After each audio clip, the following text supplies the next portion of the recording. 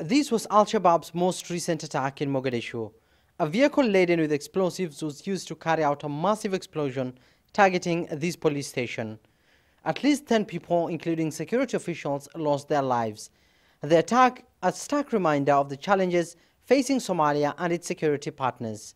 And on Tuesday, authorities held a meeting with security partners to discuss transitioning security to Somali forces from the African Union peacekeeping mission AMISOM.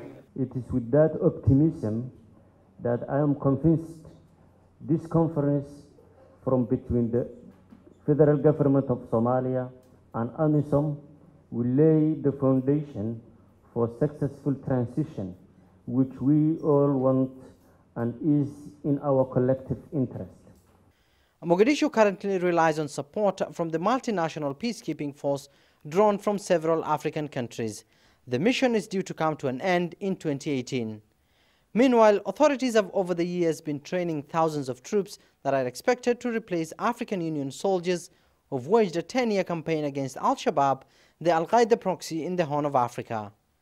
The group has killed hundreds of peacekeepers over the years, including more than 100 Kenyan soldiers at a military base in January 2016. And a successful transition will be about honoring their sacrifice, as it is bringing peace and prosperity back to the Somali nation.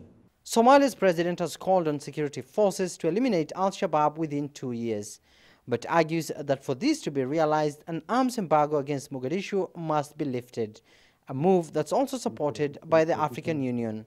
The Somali security forces need to be capacitated in all fields and need to be given the required equipment, the required mobility, the required weapons to be able to perform, to make use of their commitment, their dedication, and obtain the required results.